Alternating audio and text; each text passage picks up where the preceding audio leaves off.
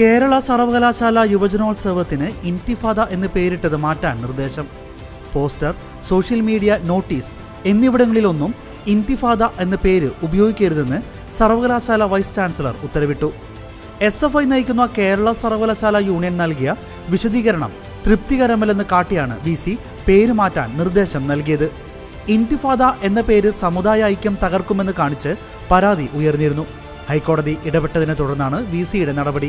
ഈ മാസം 7 മുതൽ 11 വരെ നടക്കുന്ന കേരള സർവകലാശാല കലോത്സവത്തിനാണ് ഇന്തിഫാദ എന്ന് പേരിട്ടത്. പേരിട്ടതിനെ ചോദ്യം ചെയ്ത് നിലമേൽ NSS കോളേജ് വിദ്യാർത്ഥി ആശിഷ് AS ആണ് കോടതിയെ സമീപിച്ചത്. ഹർജിയിൽ പ്രാഥമിക വാദം കേട്ട സിംഗിൾ ബെഞ്ച് കേന്ദ്ര സംസ്ഥാന സർക്കാരുകൾ, കേരള സർവകലാശാല എന്നിവയ്ക്ക് നോട്ടീസ് അയച്ചിരുന്നു. വൈസ് ചാൻസലർക്ക് പ്രത്യേക ദൂതൻ വഴി നോട്ടീസ് നൽകാനും നിർദ്ദേശം നൽകിയിരുന്നു. അറബി പദമായ ഇന്തിഫാദയ്ക്ക് തീവ്രവാദവുമായി പാലസ്തീൻ ഇസ്രയേൽ യുദ്ധവുമായി ബന്ധമുണ്ടെന്നാണ് ഹർജിയിലെ വാദം. കലോത്സവത്തിന് ഈ പേര് നൽകരുതെന്നും ഹർജിക്കാരൻ ആവശ്യപ്പെട്ടിരുന്നു. തീവ്രവാദം പ്രോത്സാഹിപ്പിക്കുന്നു എന്ന് കാണിച്ച് ABVP പേരിനെതിരെ പ്രസ്താവന ഇറക്കി.